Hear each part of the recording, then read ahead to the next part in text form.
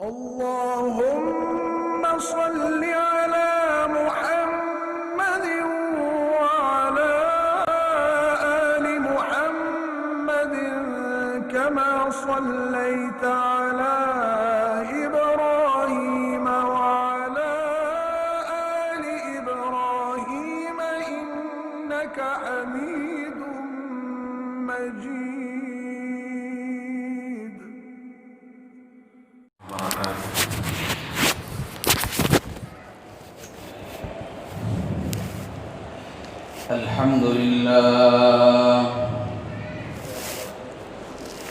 الحمد لله نحمده ونستعينه ونستغفره ونؤمن به ونتوكل عليه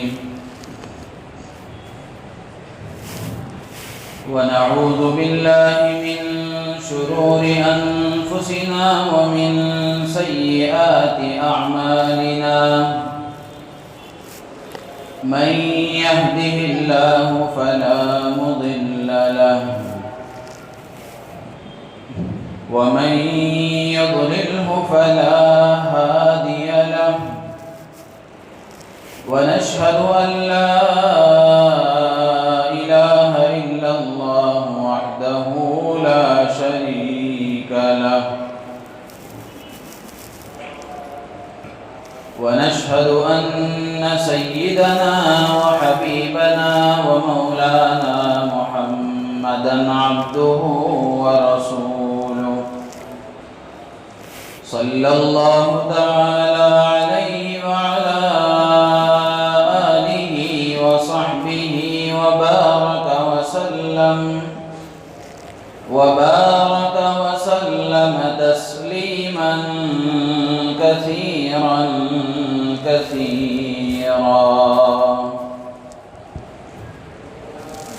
أما بعد فأعوذ بالله من الشيطان الرجيم. بسم الله الرحمن الرحيم. وعاشروهن بالمعروف. صدق الله مولانا العظيم. وقال رسول الله صلى الله عليه وسلم: لا تضربوا إماء الله، أو كما قال عليه الصلاة والسلام. اللهم صل على سيدنا ومولانا محمد وعلى آل سيدنا ومولانا محمد وبارك وسلم.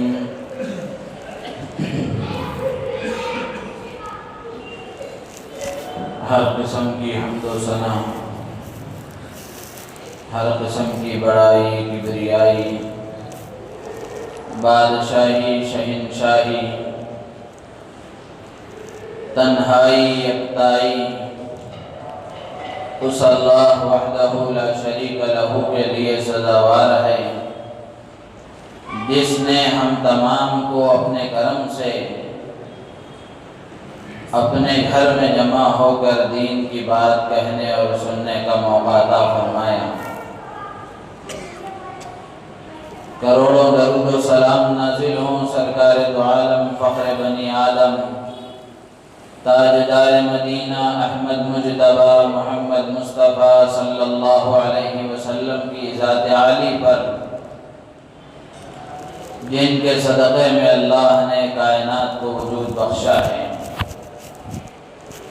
رحمت اور بخشش کی دعا ہے آپ کی آل پر، آپ کے اصحاب پر، تابعین و تبع تابعین، ائمہ مجتہدین پر، اور قیامت تک آنے والے آپ کے متبعین پر۔ محترم بزرگ و عزیز دوستو، بات چل رہی تھی 2 جمعہ سے کہ اس ازدواجی زندگی کے سلسلے کا سفر کیسا ہونا چاہیے، شوہر کی کیا ذمہ داریاں بنتی ہیں اور شوہر کو کو اپنی بیوی کے ساتھ کیسا سلوک کرنا چاہیے۔ تقریباً 6 باتیں میں نے 2 جمعہ میں عرض کی ہیں۔ اللہ کے رسول صلی اللہ علیہ وسلم کی سیرت مبارکہ اور آپ کی زندگی ہمارے لیے ہر اعتبار سے نمونہ ہے۔ تو حضور صلی اللہ علیہ وسلم کی معاشرتی زندگی پر اگر ہم نظر ڈالیں گے اور اس زندگی کی رہبری اور رہنمائی میں اپنی زندگی گزاریں گے تو پھر اللہ کی ذات عالی سے امید ہے کہ اللہ تبارک و تعالی ہمارے گھروں کو جنت کا نمونہ بنائیں گے۔ پہلی بات میں نے عرض کی تھی کہ گھر میں داخل ہوں تو داخل ہوتے ہوئے مسکرا کر داخل ہوں، چہرے پر بشاشت ہو، خوش مزاجی کے ساتھ گھر میں داخل ہوں۔ دوسری بات میں نے عرض کی تھی کہ گھر میں داخل ہونے کے بعد بیوی کے اچھے کاموں پر اس کی حوصلہ افزائی کریں، اس کی تعریف کریں۔ تیسری بات میں نے عرض کی تھی کہ گھر کے کاموں میں دلچسپی لیں، گھر کے کاموں میں اپنی بیوی کے معاون اور مددگار بنیں، گھر میں داخل ہو کر سردار نہ بن جائیں بلکہ بیوی کے مددگار بنیں۔ چوتھی بات میں نے عرض کی تھی کہ کبھی کبھار بیوی کو جو چیزیں پسند ہیں، جن چیزوں کو وہ پسند کرتی ہے، وہ چیزیں کبھی کبھار ہدیے میں اس کو دیا کریں۔ پانچویں بات میں نے عرض کی تھی کہ بیوی کے ساتھ دل لگی اور دل جوئی کی باتیں کیا کریں، یہ بھی رسول اللہ صلی اللہ علیہ وسلم کی سنت ہے۔ میں نے گزشتہ جمعہ اس سلسلے میں حضور صلی اللہ علیہ وسلم کے واقعات عرض کیے تھے۔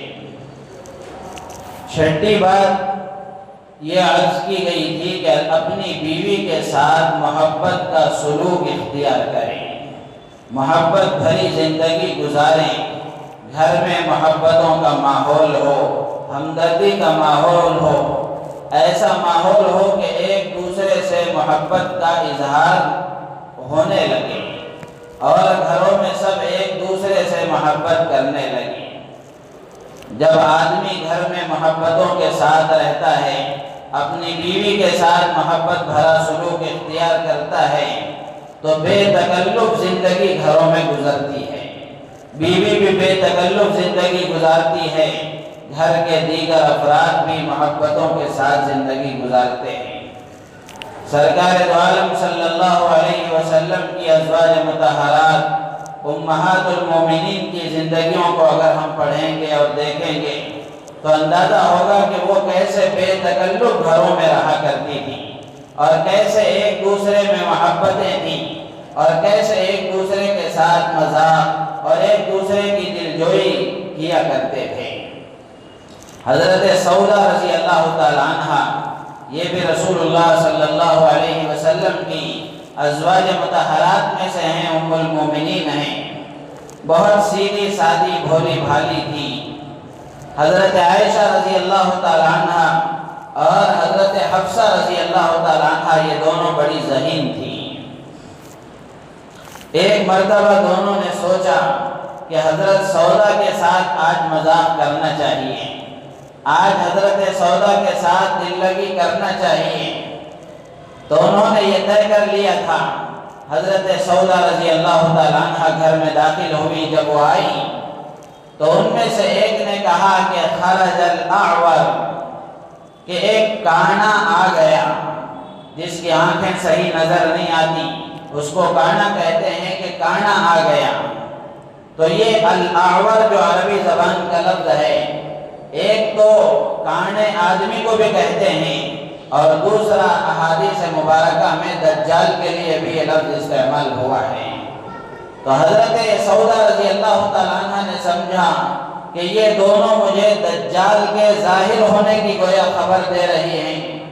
تو حضرت سودا رضی اللہ تعالیٰ عنہ گھبرا گئی اور گھبرا کر پوچھنے لگی کہ اب میں کیا کروں، کہاں اپنے آپ کو چھپاؤں؟ دجال کا فتنہ اتنا بڑا اور خطرناک فتنہ ہے کہ ہر نبی نے دجال کے آنے کی خبر دی ہے اور ہر نبی نے اپنی امت کو دجال کے فتنے سے باخبر کیا ہے۔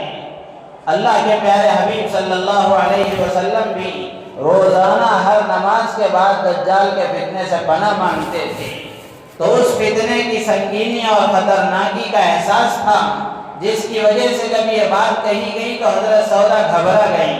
انہوں نے یہ نہیں سمجھا کہ یہ مجھ سے مذاق کر رہی ہیں، بلکہ سیدھی سادھی بھولی بھالی تھی۔ تو وہ سمجھ گئی کہ واقعتاً یہ صحیح کہہ رہی ہیں۔ تو وہ گھبرا کر پوچھنے لگی کہ اب میں کیا کروں اور کہاں اپنے آپ کو چھپاؤں، اس فتنے سے اپنے آپ کو کیسے بچاؤں؟ تو دونوں نے اشارہ کیا کہ اس جگہ ایک خیمہ لگا ہوا ہے، جا کر وہاں اپنے آپ کو چھپا لو، وہاں چھپ جاؤ۔ وہ خیمے میں مکڑی کے جالے تھے، مٹی تھی، سب چیزیں تھیں۔ یہ جانتی تھی، لیکن ان کے ساتھ دل لگی اور مذاق تھا۔ حضرت سودا سے کہنے لگی کہ تم اس خیمے میں چلی جاؤ۔ حضرت سودا رضی اللہ تعالیٰ عنہ بھاگے بھاگے سیدھے اس خیمے میں داخل ہو گئی تو ان کے پورے چہرے پر مکڑی کے جال لگ گئے اور پورے بدن پر مٹی لگ گئی۔ اتنے میں اللہ کے رسول صلی اللہ علیہ وسلم گھر میں داخل ہوئے۔ آپ نے دیکھا کہ یہ کیا معاملہ چل رہا ہے۔ جب حضرت سودا گھر میں داخل ہو گئی، وہ خیمے میں داخل ہو گئی، تو یہ دونوں بیٹھ کر ان کی سادگی اور بھولے پن پر ہنسنے لگی۔ اللہ کے نبی جب داخل ہوئے تو دیکھا کہ یہ دونوں ہنس رہی ہیں، تو آپ نے پوچھا کہ کیا ہوا؟ اتنا ہنس رہی تھی کہ وہ بتا بھی نہیں سکی، اور دونوں نے اشارہ کیا کہ اس خیمے میں جا کر دیکھ لو۔ اللہ کے پیارے حبیب صلی اللہ علیہ وسلم اس خیمے میں داخل ہوئے، دیکھا کہ حضرت سودا ہیں۔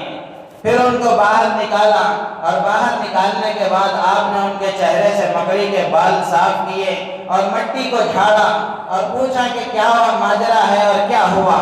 تو حضرت سودا کہنے لگی کہ دجال آ گیا۔ اللہ کے پیارے حبیب صلی اللہ علیہ وسلم نے جب یہ سنا تو ان کی سادگی اور بھولے پن پر آپ بھی مسکرا دیے، آپ بھی مسکرا دیے۔ تو میرے عزیز و دوست و بزرگوں، ایسا ماحول تھا رسول اللہ صلی اللہ علیہ وسلم کے گھر کے اندر۔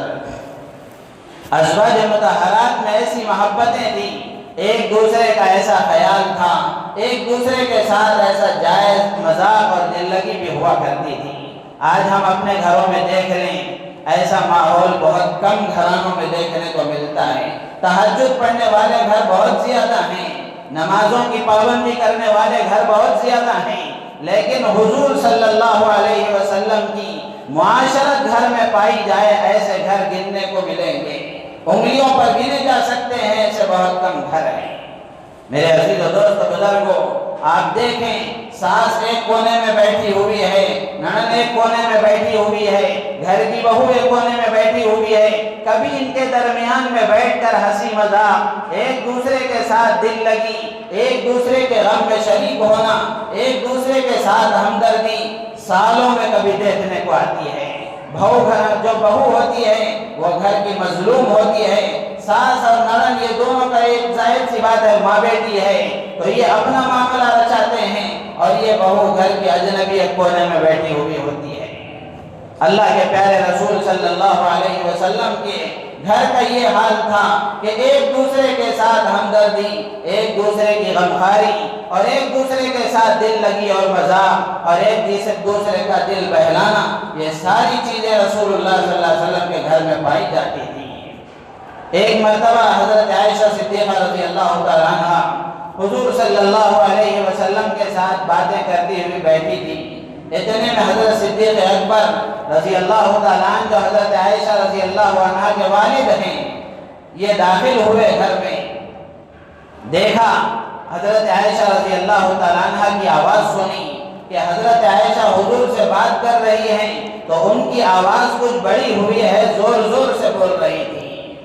تو حضرت صدیق اکبر رضی اللہ تعالیٰ عنہ نے جب دیکھا تو راوی کہتے ہیں کہ حضرت صدیق اکبر حضرت عائشہ کو تھپڑ لگانے اور ان کو مارنے کے لیے آگے بڑھے، فَأَمْسَكَهُ رسول اللہ صلی اللہ علیہ وسلم، اللہ کے نبی نے روک لیا اور ان کو پکڑ لیا اور فرمایا کہ تم جاؤ اپنا کام کرو، یہ ہمارا معاملہ ہے، ہم اس کو نمٹ لیں گے، یہ ہماری بات ہے میاں بیوی کی، اس میں دخل دینے کی آپ کو کوئی ضرورت نہیں ہے، فخرج ابو بکر مغضبا، حضرت ابو بکر صدیق رضی اللہ تعالیٰ عنہ اسی غصے کی کیفیت کے ساتھ گھر میں باہر آ گئے کہ عائشہ کی ایسی کیسی جرأت کہ حضور کے ساتھ اتنی زور زور سے باتیں کر رہی ہیں، حضور کا کیا مقام و مرتبہ ہے، آپ کے سامنے ایسی زور زور سے باتیں۔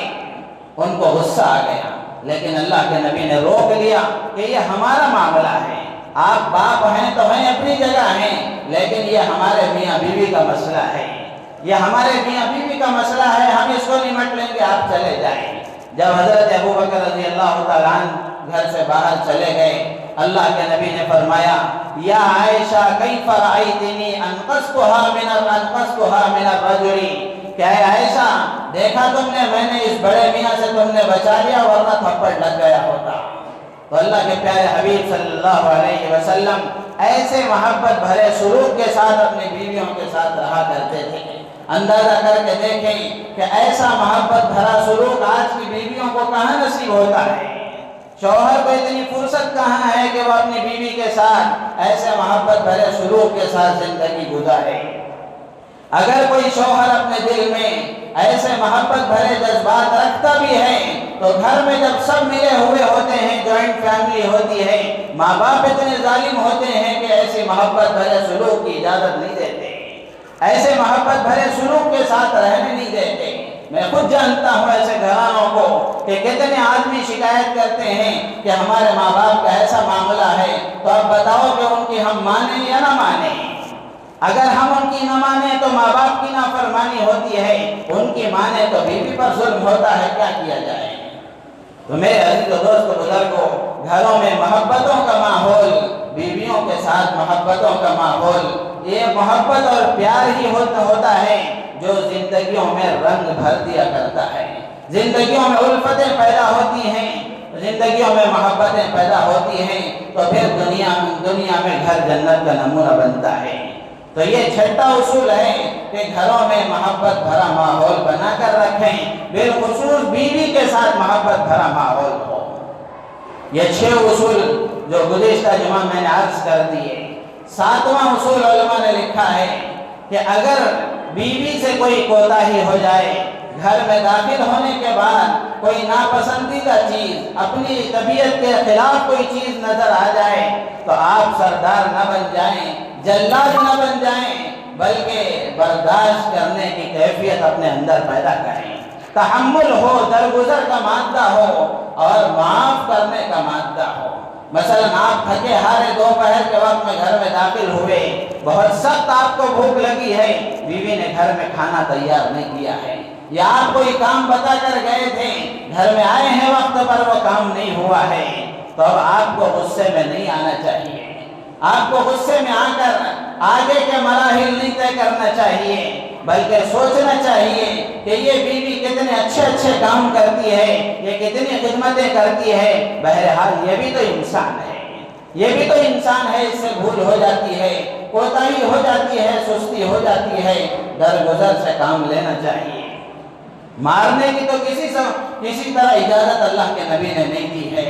غصہ آ جائے تو اس کو پی جانا یہ مرد کی علامت ہے، غصے کے تقاضے پر عمل کرنا یہ بے وقوفی کی علامت ہے۔ اللہ کے پیارے حبیب صلی اللہ علیہ وسلم نے صاف الفاظ میں ارشاد فرمایا لا تضربوا اماء اللہ، اللہ کی بندیوں کو مارا نہ کرو، اپنی بیویوں کو مارا نہ کرو۔ مارنا تو کسی درجے میں اچھی بات نہیں ہے، اور آج کے ماحول میں مارنے سے کوئی کام بنتا تو ہرگز نہیں ہے، بگڑتا زیادہ ہے، بنتا تو کوئی کام نہیں ہے، بگڑتا زیادہ ہے۔ باپ اپنے چھوٹے بچے کو مارتا ہے تو وہ بچہ سننے کو تیار نہیں ہے، لیکن آج کتنی بیویاں ہیں جن کے اوپر ان کے شوہر ہاتھ اٹھاتے ہیں۔ میرے عزیز و دوست و بزرگوں، اللہ کے نبی کا یہ صاف ارشاد ہے لا تضربوا اماء اللہ، اللہ کی بندیوں کو نہ مارو۔ علماء نے لکھا ہے کہ اپنی بیویوں کے ساتھ اس زیادتی کو جانور بھی نہیں برداشت کرتے، انسان تو بہرحال انسان ہے۔ اور اللہ کے نبی نے شرم دلاتے ہوئے، عار دلاتے ہوئے یہ جملہ ارشاد فرمایا کہ دن میں تم اپنی بیوی کو مارتے ہو اور رات میں پھر اسی کے ساتھ اپنی ضرورت پوری کرتے ہو۔ شرم دلاتے ہوئے اللہ کے نبی نے فرمایا دن میں تم اسی کو مار رہے ہو، اس پر ہاتھ اٹھا رہے ہو، پھر رات میں اپنی ضرورت اسی سے پورا کر رہے ہو۔ تو میرے عزیز و دوست بزرگوں، اگر کوئی خلاف طبیعت چیز نظر آ جائے، عورت سے کوئی کوتاہی ہو جائے، تو مارنے کی کسی صورت میں اجازت اللہ کے نبی نے نہیں دی ہے۔ اللہ کے نبی نے ہاتھ اٹھانے کی اجازت نہیں دی ہے۔ حضرت عائشہ صدیقہ رضی اللہ تعالیٰ عنہ فرماتی ہیں کہ اللہ کے پیارے حبیب صلی اللہ علیہ وسلم کی اتنی ازواج مطہرات تھیں، لیکن کبھی کسی روایت میں، حدیث اور سیرت کے کسی ذخیرے میں کہیں یہ بات نہیں ملتی کہ آپ نے کبھی اپنی بیوی پر ہاتھ اٹھایا۔ آپ کا ماننے والا، آپ کے عشق کا دعویٰ کرنے والا اور آپ کے امتی ہونے کے دعویٰ کرنے والے کے لیے کیا حضور کا یہ نمونہ اس کے سامنے نہیں ہے؟ آپ کا یہ اسوہ اس کے سامنے نہیں ہے؟ میرے عزیز و دوست بزرگوں، یہ آپ کے مار کھانے کے لیے آپ کے گھر نہیں آئی ہے، ماں کی ممتا کو چھوڑ کے آئی ہے، باپ کی شفقت کو چھوڑ کے آئی ہے، بھائی بہنوں کے پیار کو چھوڑ کے آئی ہے۔ بچپن سے جس گھر میں، جس ماں کے سائے میں اور باپ کی شفقت میں یہ پلی اور بڑھی ہے، تمہارے گھر میں مارنے اور مار کھانے کے لیے نہیں آئی ہے، ظلم برداشت کرنے کے لیے نہیں آئی ہے۔ جب تک گھروں میں بہوؤں کو بیٹیوں جیسا پیار نہیں دیا جائے گا، میرے عزیز و دوست بزرگوں، معاشرے سے نفرتیں ختم نہیں ہو سکتی، معاشرے سے نفرتیں ختم نہیں ہو سکتی۔ اسی لیے علماء نے لکھا ہے، حضرت مولانا خلیل الرحمن سجاد نعمانی دامت برکاتہم کا ایک بیان ہے، اس پر حضرت نے باقاعدہ صاف کہا ہے کہ عورت تہجد پڑھنے والی ہو، 5 وقت کی نماز کی پابند ہو، بھلے وہ کتنے اچھے کام کرتی ہو، اگر اپنی بہو کو بیٹی جیسا پیار نہیں دیتی تو مجھے یہ بات کہنے میں کوئی جھجک نہیں ہے کہ وہ دیندار نہیں ہے، وہ دیندار نہیں ہے، مجھے کوئی جھجک نہیں ہے بات کہنے میں۔ تو میرے عزیز و دوست بزرگوں، گھروں میں اس بات کا ماحول ہونا چاہیے۔ اللہ کے پیارے حبیب صلی اللہ علیہ وسلم نے مارنے کی کسی صورت میں اجازت نہیں دی ہے، بلکہ عورتوں کے بارے میں اللہ کے نبی نے فرمایا کہ عورتوں کا حال یہ ہے کہ اگر کوئی مرد، اس کا شوہر نرم مزاج ہوتا ہے تو عورت اس پر غالب آ جاتی ہے، عورت اس پر غالب آ جاتی ہے، اور اگر کوئی سخت مزاج ہوتا ہے، اکھڑ مزاج ہوتا ہے، مزاج میں اس کی سختی ہوتی ہے، تو یہ اس پر غالب آ جاتا ہے۔ تو یہ تو آپ علیہ السلام نے حال بتایا۔ اس کے بعد اللہ کے نبی فرماتے ہیں وَأُحِبُّ أَنْ أَكُونَ كَرِيمًا مَغْلُوبًا وَلَا أُحِبُّ أَنْ أَكُونَ لَئِيمًا غَالِبًا۔ اللہ کے نبی فرماتے ہیں میں چاہتا ہوں کہ ایسا نرم مزاج بن جاؤں کہ مغلوب ہو جاؤں، بیویاں مجھ پہ غالب آ جائیں۔ ایسا کریم اور نرم مزاج بننا مجھے پسند ہے، ایسا سخت مزاج بننا مجھے پسند نہیں ہے کہ میں ان پہ غالب آ جاؤں۔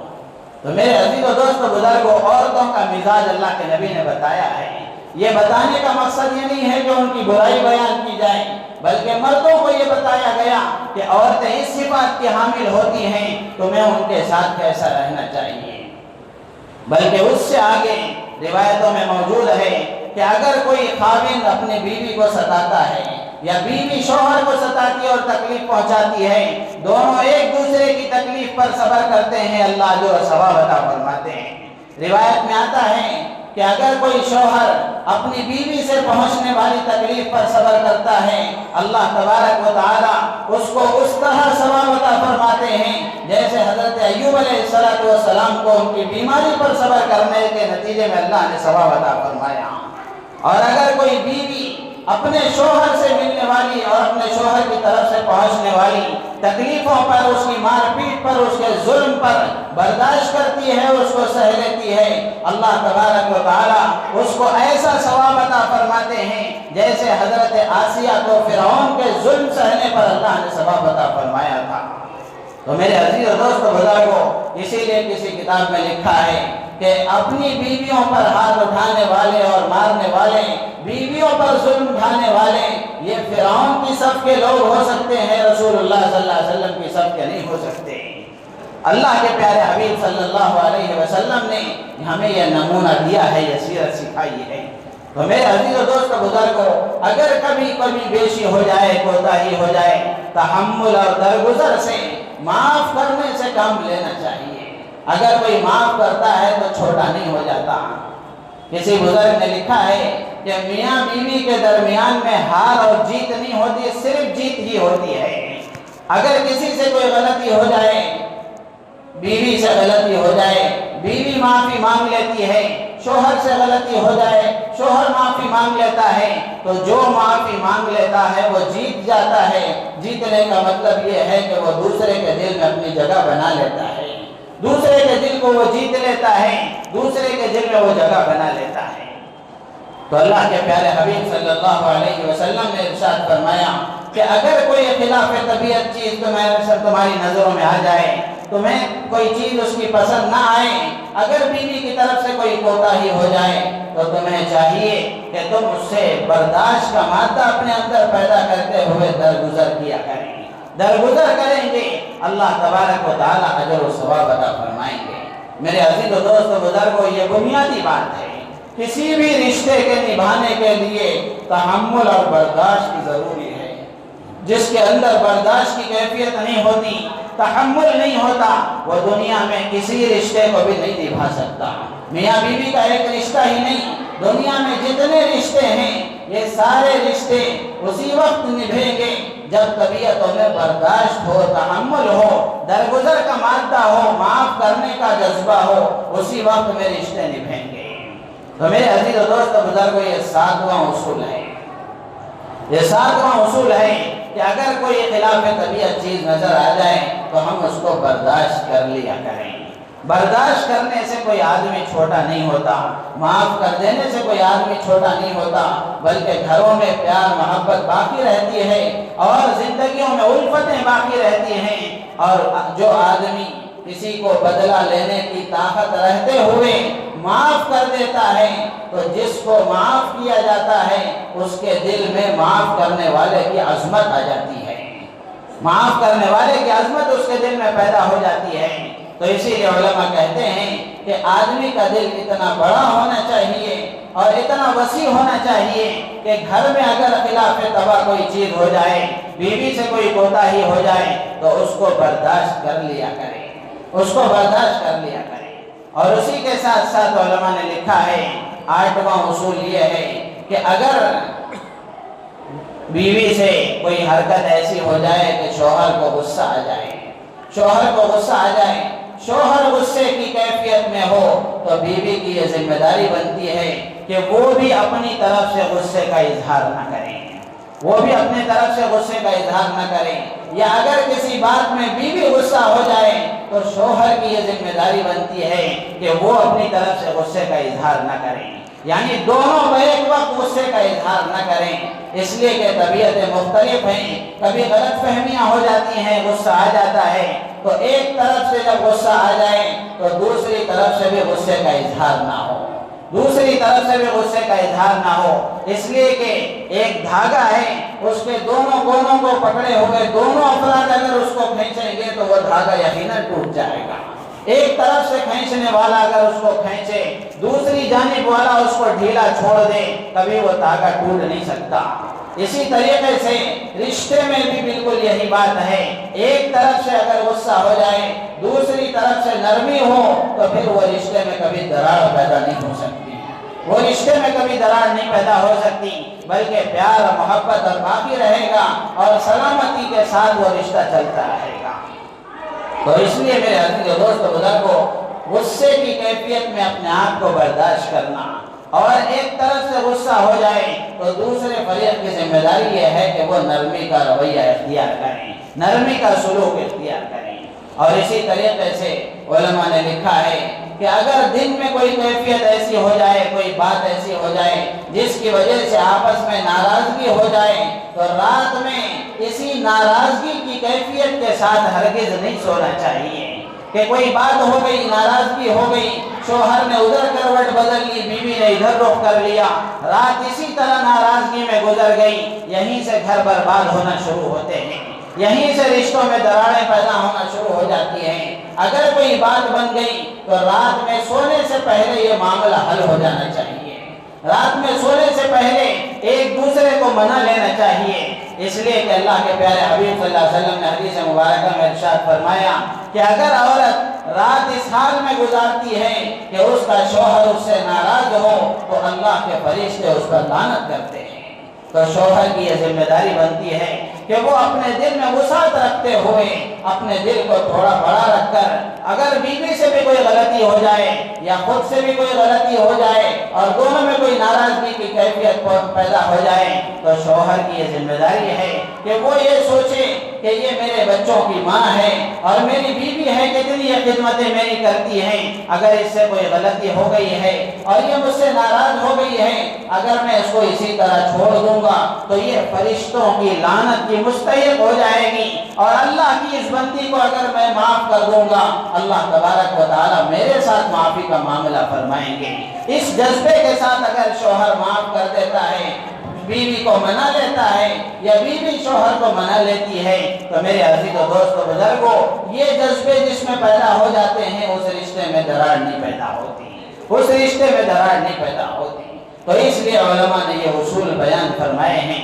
ان اصول کے پیش نظر اگر ہم اپنی زندگی کو گزاریں گے اور اس دیوالی زندگی کے اس سفر کو جاری رکھیں گے، اللہ تبارک و تعالیٰ کی ذات عالی سے امید ہے کہ اللہ تبارک و تعالیٰ دنیا میں ہمارے گھروں کو جنت کا نمونہ بنائیں گے، الفتیں محبتیں باقی رہیں گی، ایک دوسرے کی ہمدردی کے ساتھ زندگی گزاریں گے۔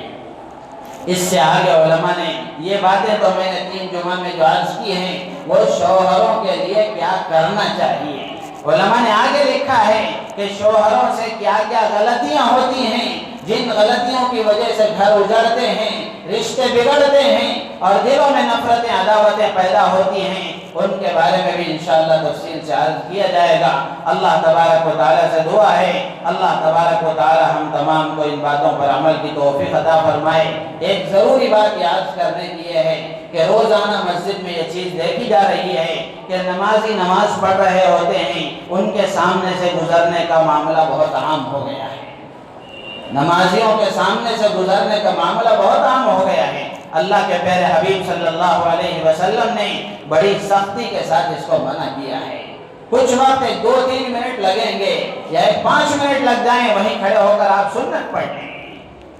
کیا ضروری ہے کہ نمازی کے سامنے سے ہی گزر جائیں؟ کتنے مسلمان ایسے ہیں کہ گزرتے ہوئے ان کو خیال بھی نہیں ہوتا کہ میں کہاں سے گزر رہا ہوں، اور گزر رہا ہوں تو کوئی نماز پڑھ رہا ہے کہ نہیں پڑھ رہا ہے۔ تو اس لیے اس کا خیال رکھیں، نمازیوں کے سامنے سے گزرنا یہ بہت بڑا گناہ ہے۔ اور اس کے علاوہ دوسری بات یہ ہے کہ بہت سے لوگ بغیر ٹوپی کے نماز پڑھنے کے عادی نظر آ رہے ہیں مسجدوں میں۔ اللہ کے پیارے حبیب صلی اللہ علیہ وسلم نے کبھی بھی نماز کھلے سر کے ساتھ نہیں پڑھی ہے۔ آپ کے سر پر ٹوپی بھی تھی، امامہ بھی تھا، کم از کم آپ اپنے سروں پر ہم ٹوپی رکھ لیں، گھر سے نہ لائیں تو کم سے کم مسجد والوں نے مسجد میں انتظام کیا ہے، آپ کپڑے گھر سے پہن کے آئیں تو بھی مسجد کی تو کم سے کم لگا لیں۔ میرے عزیز و دوست بزرگوں، کھلے سر کے ساتھ نماز پڑھنا یہ اللہ کے گھر کی بے ادبی ہے، یہ اللہ کے گھر کی بے ادبی ہے۔ اللہ کے پیارے حبیب صلی اللہ علیہ وسلم بازار میں بھی ننگے سر نہیں جایا کرتے تھے، ہم مسجد میں اللہ کے سامنے کھڑے ہو کر ننگے سر کھڑے ہوں تو افسوس کی بات ہے۔ تو اس لیے ننگے سر نماز پڑھنا یہ اللہ کے رسول صلی اللہ علیہ وسلم کا طریقہ نہیں ہے۔ اور تیسری بات یہ ہے، کئی جمعہ سے میں سوچ رہا ہوں لیکن بیان ختم ہو جاتا ہے، یاد نہیں آتا۔ اب ایک ساتھی مجھے بیان کے وقت میں آتے وقت میں یاد دلائے، جس کی وجہ سے مجھے یاد آ گیا۔ تو میرے عزیز و دوست بزرگوں، تیسری بات یہ ہے کہ بہت سے لوگ وہ ہوتے ہیں جو یہ سوچتے ہیں کہ ہم امام سے بھی زیادہ فاسٹ ہو جائیں، امام صاحب بھلے ذرا آہستہ اٹھیں آہستہ بیٹھیں، امام صاحب سے بھی زیادہ ذرا فاسٹ ہو جائیں، یعنی رکوع میں جانے میں، سجدے میں جانے میں، سجدے سے اٹھنے میں۔ بہت سے لوگ وہ ہوتے ہیں جو امام کے سر اٹھانے سے پہلے ہی سر اٹھا لیتے ہیں، یا امام کے کھڑے ہونے سے بھی پہلے کھڑے ہو جاتے ہیں۔ کسی بھی رکن کو ادا کرنے کے 2 طریقے ہیں، اللہ کے پیارے حبیب صلی اللہ علیہ وسلم سے یہ دونوں طریقے ہمیں ملتے ہیں۔ یا تو امام کے ساتھ ساتھ کھڑے ہونا چاہیے، جب امام اللہ اکبر کہیں تو اللہ اکبر کہتے ہوئے جیسے ہی اللہ یہ لفظ سننے میں آئے آدمی سر اٹھا دے، امام کے برابر کھڑا ہو جائے۔ لیکن احتیاط اس میں ہے جو دوسرا طریقہ ہے کہ امام اللہ اکبر جب اکبر کہہ دے تو اس وقت میں سر اٹھا کر آدمی کھڑا ہو، تاکہ احتیاط ہو اس بات میں امام سے آگے بڑھنے کی بات نہ پیش آئے۔ تو اس لیے ان تین باتوں کا خیال رکھیں۔ اللہ تبارک و تعالیٰ سے دعا ہے اللہ تبارک و تعالیٰ ہم تمام کو ان باتوں پر عمل کی توفیق عطا فرمائے، ہماری نیتوں میں اخلاص پیدا فرمائے۔ آمین وآخر دعوانا الحمدللہ رب العالمین۔ اللهم بارك على محمد وعلى آل محمد كما باركت على إبراهيم وعلى آل إبراهيم إنك حميد مجيد